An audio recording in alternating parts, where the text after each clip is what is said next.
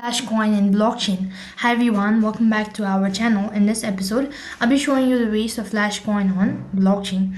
Now, to Flashcoin typically refers to process of quickly transferring cryptocurrency from one exchange to another in order to exploit price difference or arbitrage opportunities. However, it's important to note that now if you're asking about how to transfer or send cryptocurrency from one wallet to another within the blockchain network, here's a general guide.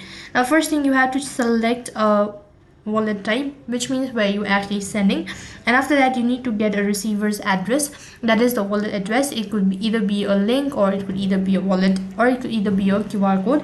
After you've done that, you need to initiate the transfer, that is in your sending wallet, navigate to the option to send or transfer button. Then you need to confirm and review the transaction detail, including the sending address, receiving address, and the amount as well, and you have to wait for the confirmation. Now, depending on the cryptocurrencies and network transactions, it may take some time for the transaction to be confirmed. On a blockchain, the process involves minor validating and adding the transaction to the block on the blockchain.